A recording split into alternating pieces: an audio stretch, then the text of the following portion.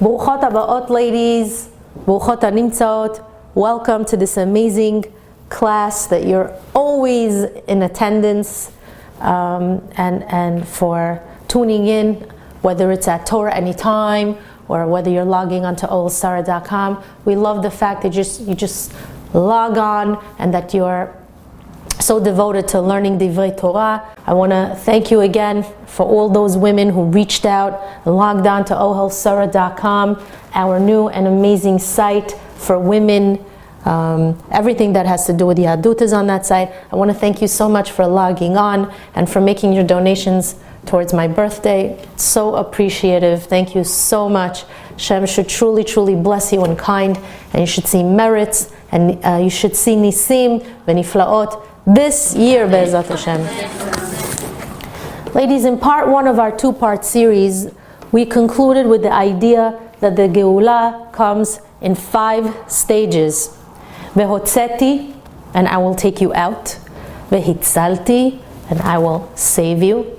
Vega'alti, and I will redeem you. Velakachti, and I will take you. Veheveti, and I will bring you. So let's deal with each one of these separately. What does vehotzeti mean? Vehotzeti is when Hashem takes you out of a bad relationship that you were stuck in or obsessed with. And when Hashem wants to take you out, instead of being happy, you cry and you say, but I love him. Why doesn't he want to marry me? I'm so into him. By the way, you young girls out there, Hashem says, shh, I know better than you, and I'm taking you out of this miserable relationship. Vehotzeti. Trust me, Hashem says.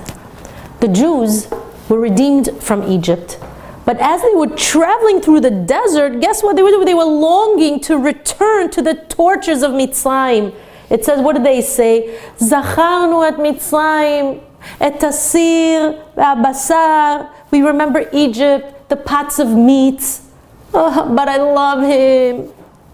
Well, why do young women always have the tendency to love the bad guys, the bad boys? Why do women have a tendency to stay in abusive marriages? You have to allow Hashem to remove you from a bad place, to take you out of the darkness and into the light. So that's stage 1, vehotzeti. Stage 2 of the Geulah is vehitzalti, and I will save you. That's the stage where your mind starts to understand that Hashem is actually saving you from a bad relationship or situation. And believe it or not, even at that stage, you're saying, but I'm crazy about him. I don't know Hashem, I just don't know. I miss him so much. The mind understands, but the heart is not ready to accept the new reality. That's the stage of vehitzalti. Then we have stage 3 of the redemption, which is vega'alti, and I will redeem you. The word ga'alti comes from the word gilui, which means something that's revealed. It's a revelation of some kind. That's the stage where you take a step back and you say, wow, I just realized that Hashem is incredible. He's so brilliant. He revealed to me why I was fired from my job. He revealed to me why I had to leave this apartment, why I couldn't be with that young man that I was so obsessed with. Thank you, Hashem, for the awareness of this revelation in my life. That's vega'alti. Then we have stage 4 of the Geulah, which is velakachti, and I will take you. That's the stage where Hashem knows you've been through a tough time, and Hashem takes you, His hand in yours, and He lovingly escorts you to a new relationship, to a new job, to a new prospect, to a new beginning. And then the final stage of Geulah is veheveti, and I will bring you. This is the stage where the following words from Shir HaShirim come to life. Heviani Hamelech Chadarav The king has brought me into his chambers. This is the most sublime and spiritual place you could be in your life. This is where you are in the inner chamber with HaKadosh Baruch Hu. This is the place of life where you're the closest to Hashem, where you feel His presence in your life, where you see the Hashgacha Pratit so clearly, and you're on such an exalted level of spirituality. Ladies, just like Am Yisrael were zeicha to be redeemed from such a burdensome galut, you too will see a new redemption. So don't lose hope, because there are so many times where we descend to a place of despair, to Yeush, when we stumble and when we fall. Rav Chaim Shmulevitz Alav Shalom explains that every time you fall, imagine you just fell, you're embarrassed, right? Think about it. What's the first thing you do, even though you're reeling from pain after that fall? You quickly get up, you dust yourself off, and you try to walk straight so nobody should notice that you're limping, right? Because you're so embarrassed. And Rav Shmulevitz says that fall creates a feeling of embarrassment where you think you really have to get up as fast as you can, dust yourself off, and pretend like nothing is wrong. And he says, what a shame that is. He says that when HaKadosh Baruch Hu causes us to stumble and fall, and how many of us have fallen in life, ladies? He says, don't rush to get up. Look around from that place that you fell, and notice how many treasures that HaKadosh Baruch Hu has spread out for you dafka during that fall. That's the time to be humble. That's the time to gather your faith in Hashem and to depend on Him. That's the time to understand and realize that something new, something grand, this huge change, a miracle is about to happen to your life. You're about to be redeemed. The falls are very necessary at times, ladies. Those falls are just setting you up for the next stage of life, for the stage of Vehotzeti, where Hashem takes you out of the current dark state that you're in, and He ushers you into the light. During that fall, HaKadosh Baruch Hu wants you to actually learn something.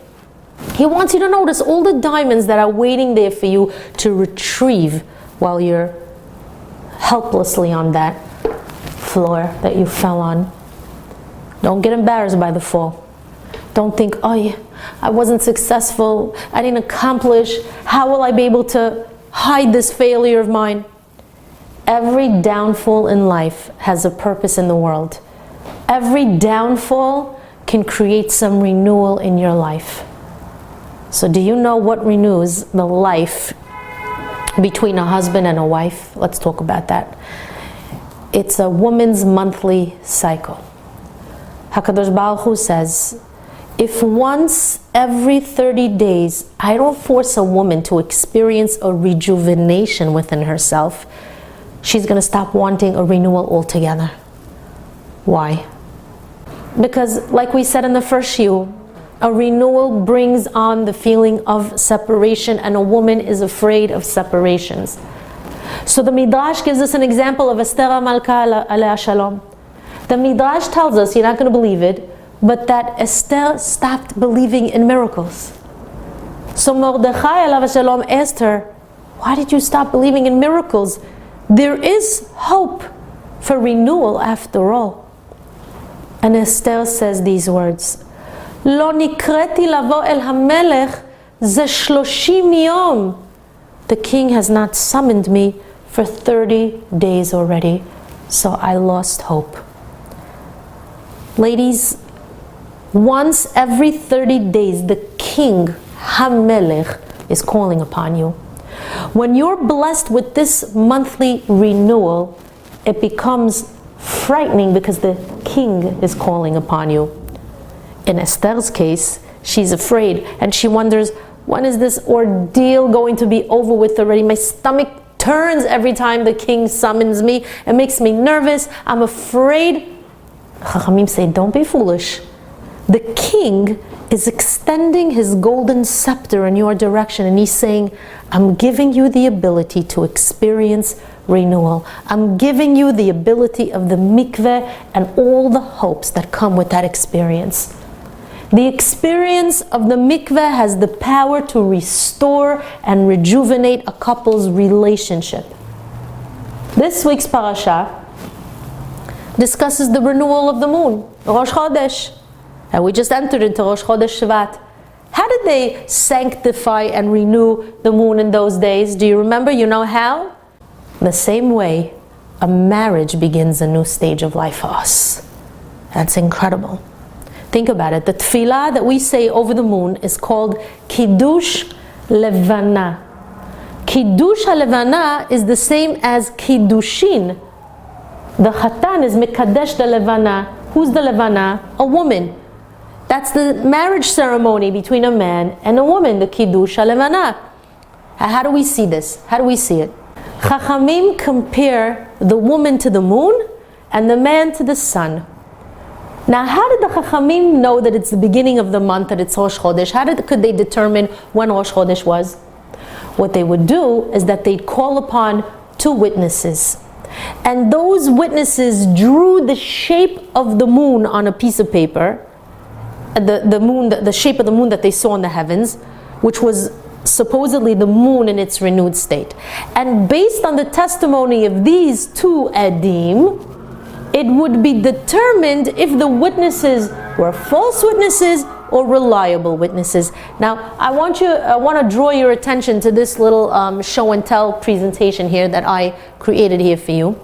Now, if those witnesses drew the sun this way, in its full state, and the moon this way, right, this way, where the concave side is facing the sun, they would determine that these witnesses were false witnesses. They were adeh sheker, and the witnesses were then dismissed and sent home. Goodbye.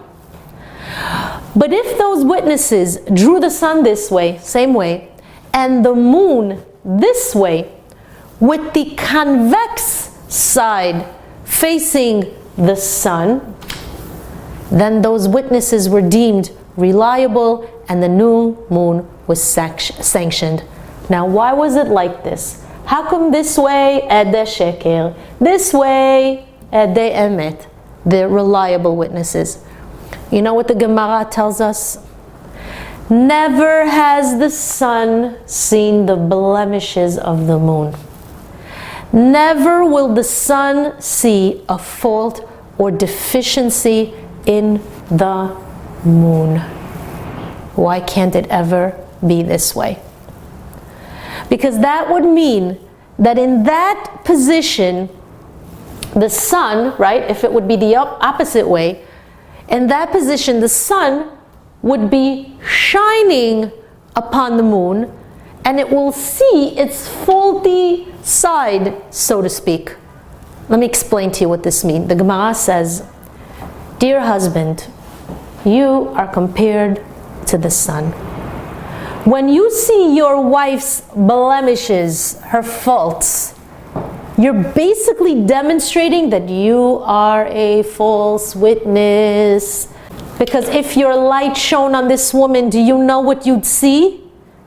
You'd see her wonderful features, her beautiful curvatures, so to speak.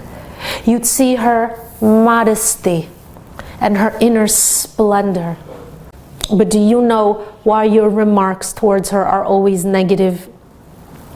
It's because you're not shining enough of your light upon this woman. How does a man have to shine his light onto his wife? He has to stand opposite her. He has to face her. The moment he stands at her side, she begins to fade into the darkness.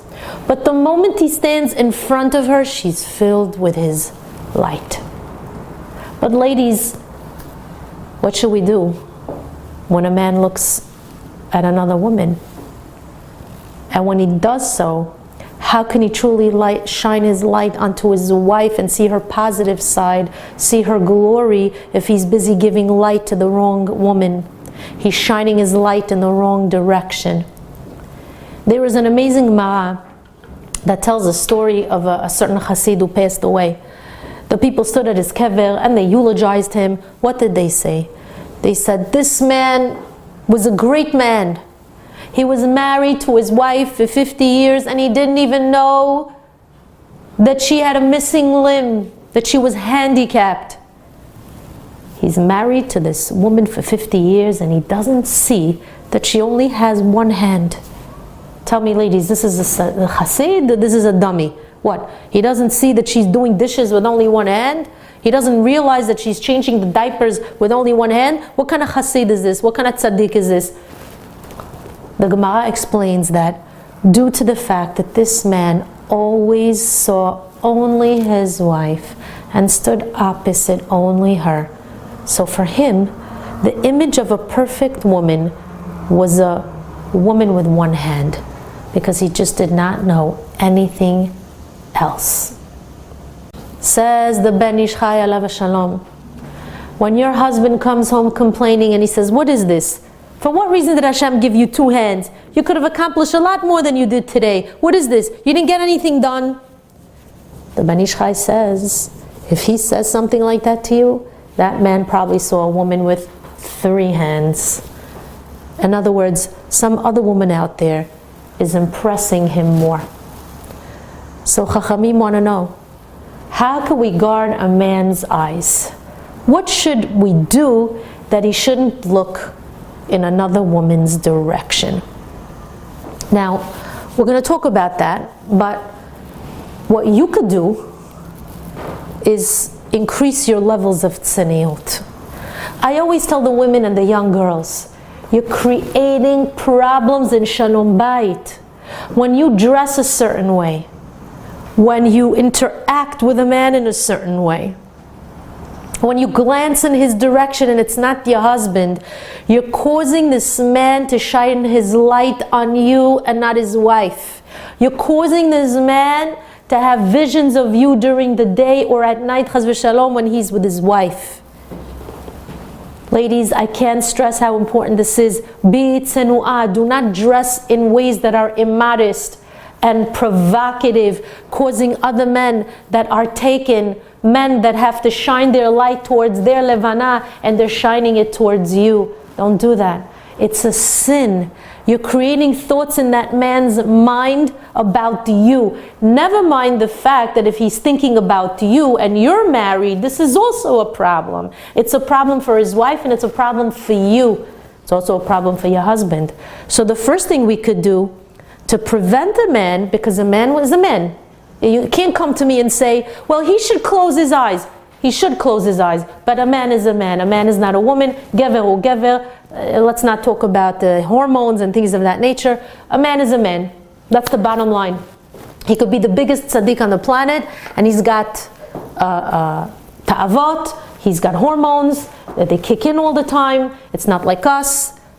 And malasot. So it's up to you as women to make sure that you're not enticing another woman's husband, that you're not attracting the wrong attention. It's up to you. Dress b'tzniut. What are you engaging in conversation with another man for? Why are you joking around with somebody that is not your husband? Even with your husband, you have to be careful. Alachat kama v'kama, somebody who's not your husband. So the first thing we could do is behave like royal princesses. Behave like royal princesses. Think about it. In the olden days, even in the Goyish circles, if a queen was even suspected of getting together b'yichud with another man, the king would suspect her of having an affair. Ladies, think about it. So that's the first thing we have to do. It's our job as women to make sure that we don't, chas v'shalom, cause a man to fall into the trap that he constantly is falling into. Lifnei iver lo tasim michshol. Men are like blind people.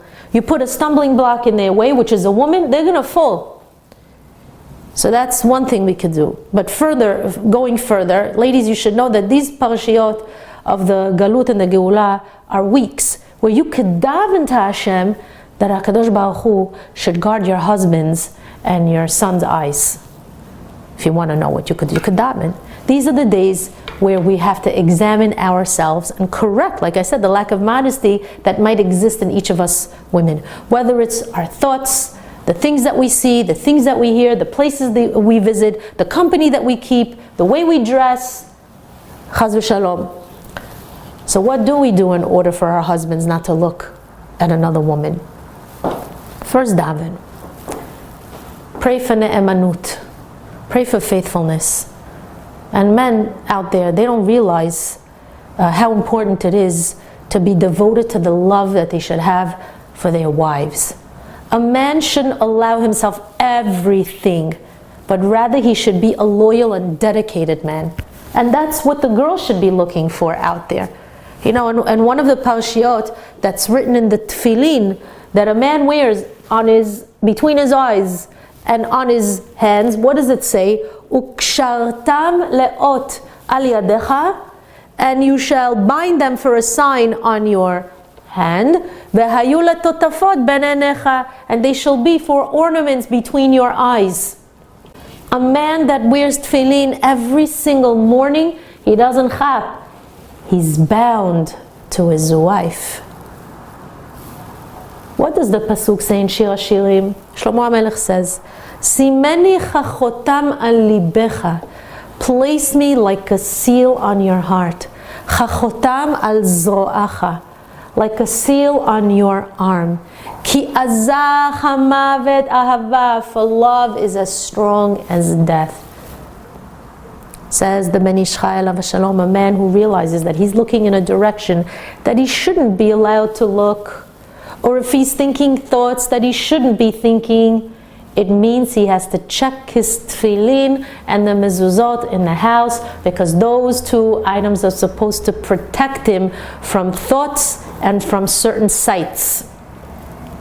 Not only that, but the Gemara says that a woman who looks into her husband's eyes before he leaves the house, or into the eyes of her children, and gives them a beracha, even just by saying the words, I wish you to have a good day, that look is a protection. That's what protected Yosef HaTzadik alav shalom from committing gilui arayot with the wife of Potiphar. The Midrash tells us that Yaakov Avinu alav shalom always looked into Yosef's eyes before he would leave the tent, and he would say something like, Al tirgezu baderech, oh, be careful not to quarrel along the way.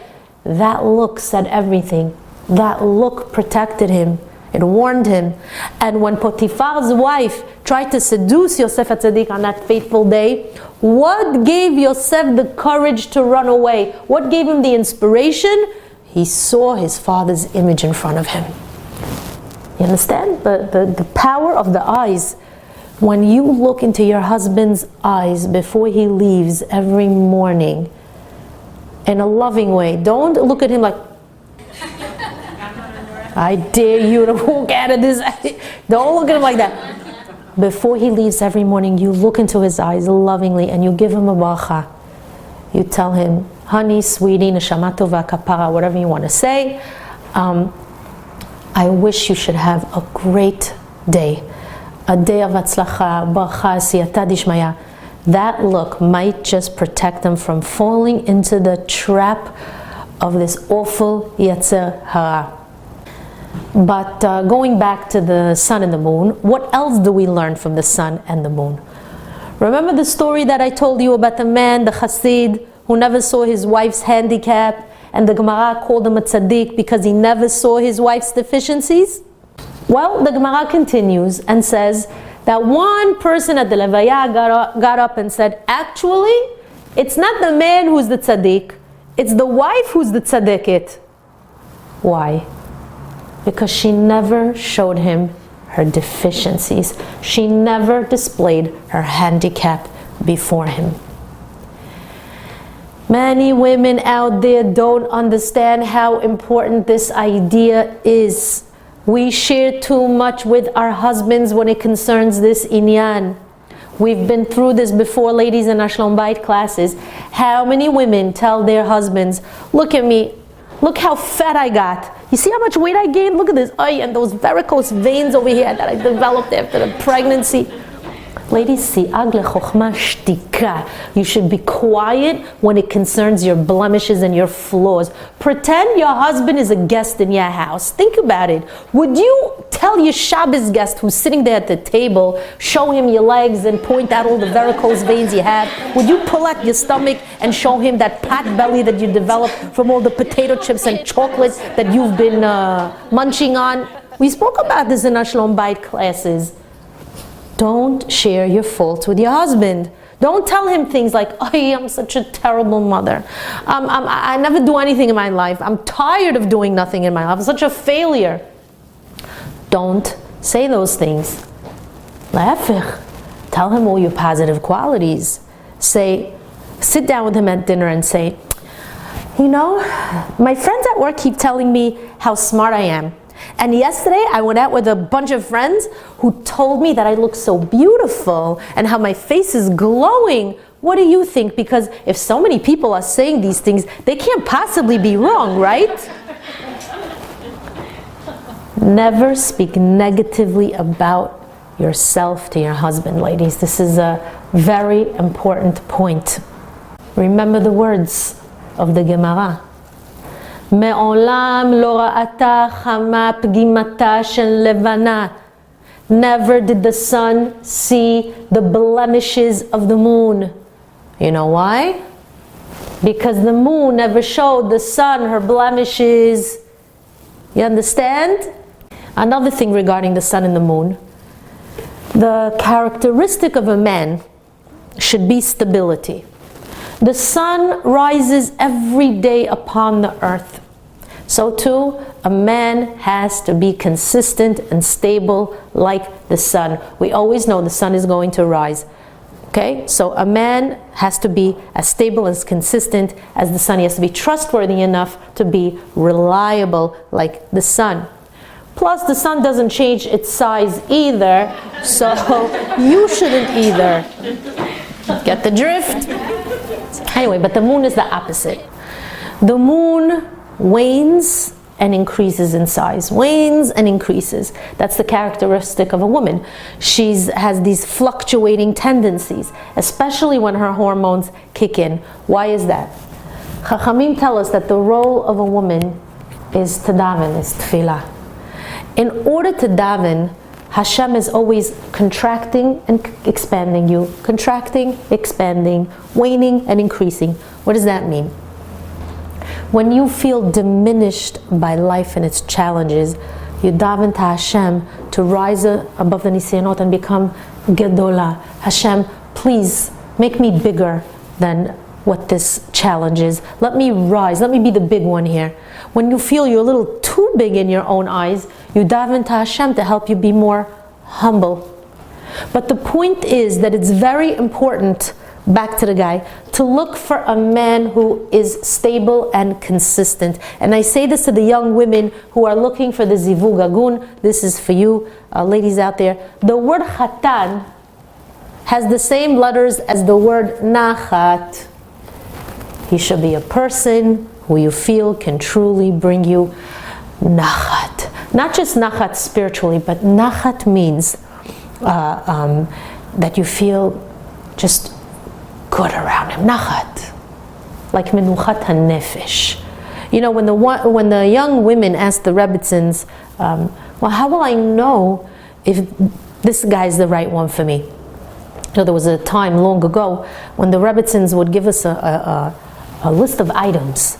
Like, well, you know, he should be a person who helps you grow spiritually and inspires you to be good. You should feel attracted to him. That's very important. Physically and emotionally. He should give you a good feeling from within. But in today's generation, with all the problems out there in the world of shidduchim, what kind of advice can we offer the young women now? What's the one thing that really makes you realize that you could at least consider the guy, at least consider him as a serious candidate for marriage? What is that one thing? I'm not saying it's the only thing, it's one thing. It's when you sit with Him and you feel relaxed and comfortable. Life is very demanding. It's very stressful. It's very complex. So does this young man who's sitting before you give you nachat, menuchat nefesh? You feel relaxed in his presence? Does he put you at ease? Or is he short-tempered, anxious, and becomes agitated easily? Because such a man is only going to add more stress and more complications to your life. So make sure that when you're dating, you come home feeling relaxed, comfortable, and that you're not stressed out, conflicted, or tense. Moving on, and to end this part 2, ladies, beginning this Rosh Chodesh Shvat, I want you to make a bracha and recite the words, Baruch Ata Hashem, Elokeinu Melech Haolam, Sha'akol Nihiya Bidvaro. Rav Wolbe Alav Shalom says that, for example, when you eat a fruit without a bracha, it's as if you ingested the vitamins in that fruit, but that's about all. But when you make a bracha on that fruit, you're eating briyut, you're eating health, you're eating simcha, you're eating more beracha. Let me share with you the words of Rav Wolbe verbatim. Listen to what he says. He says, Kol hester panim ba'olam. All the hester panim that we're experiencing in this world of the hiddenness of Hashem, that we don't necessarily see Hashem's revelation, hu mechamat chesron bracha. It's due to a lack of blessings in the world. We're not blessing Hashem enough. V'abracha marba et ma'or pnei Hashem ba'olam. And blessings, when we say bracha, increases the aura of Hashem's countenance in this world. Kol ze sheyesh choshech, etzev, choli, dvarim lo muvanim, v'mavet. The fact that there's unfortunately darkness, sadness in the world, unclear matters like sicknesses and death, is due to the fact that people are not reciting blessings over the food that they eat. When we don't make a beracha on something we're about to eat, HaKadosh Baruch Hu takes offense, and it's as if we're not displaying enough gratitude for what HaKadosh Baruch Hu provides us with. So Hashem says, how can I reveal myself when they don't even recognize me? They don't even thank me. So every time you make a bracha, you cause Hashem to be present in the world. How? Because you're reciting the word Ata, you. Baruch Ata. When you say these words, it has the power to remove all the fears and doubts in your heart. David HaMelech Alav Shalom said in his Perek Tehillim, Gam ki elech begeit tzal mavet. Even as I walk in the shadow of the valley of death, Lo ira ra. I will not fear anything that is bad or evil. Why? Ki ata imadi. For you are with me, Hashem. The word ata, in the words Baruch ata, that word is accompanying you all day long, together with all the good angels that you created from the barachot that you recited.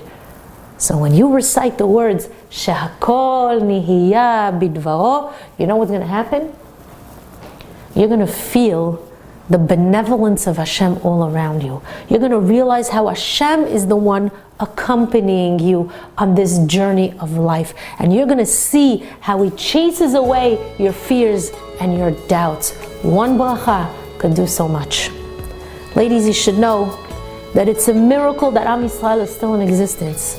It's a miracle that Eretz Yisrael is in our hands right now, and that we could be the generation that ushers in the Mashiach. You know why I'm telling you that? Because it's not just the food that I want you to bless. I want you to bless the fact that you have families, that you have children, husbands, a job, health, parnasa. I want you to show Hashem that you have gratitude for all the people and the things that He brought into your life. If you know how to bless the good that you have in your life, and that's what you're saying when you make the bracha of Shehakol Nihiya Bidvaro, you're saying that you understand that everything that you have is because of what Hashem said, and it was. When you have that recognition, you'll suddenly feel the powers that Hashem infuses you with. You're going to come out of the darkness that you feel you're in. You're going to witness miracles and merit to see berachot blossoming in your life. Yeh Ratzon, that we should merit to see renewed hope in our life, renewed happiness, and the ultimate Geula Bekarov. Amen. Ken Yeh Ratzon.